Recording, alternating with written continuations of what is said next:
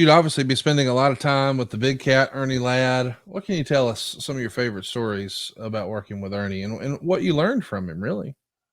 Oh, well, I learned a lot about interacting with African American athletes, and I hadn't been around them that much. And Ernie liked me, uh, and I liked Ernie a lot. He was a very strong influence in my career.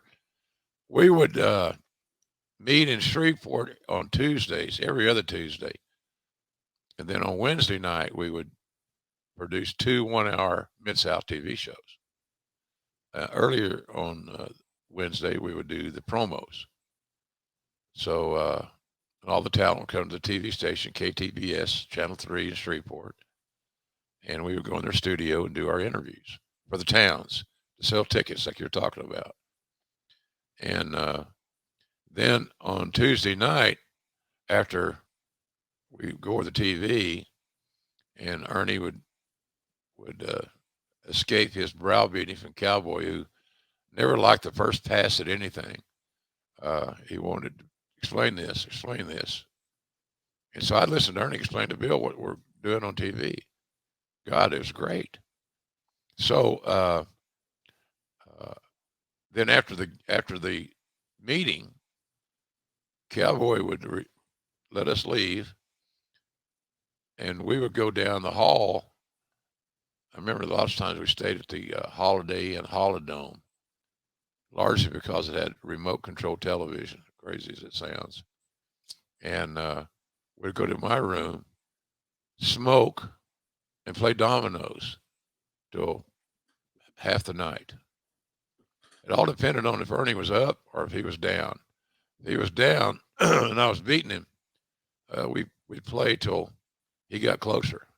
We were very competitive in our domino games, and I still love to play dominoes.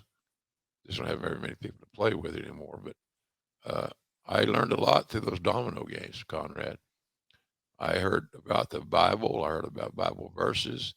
I heard the stories of the AFL, the American Football League. Ernie was a powerful influence of that league. He got the All Star game moved one year from, I can't remember what town, out of New Orleans, ironically.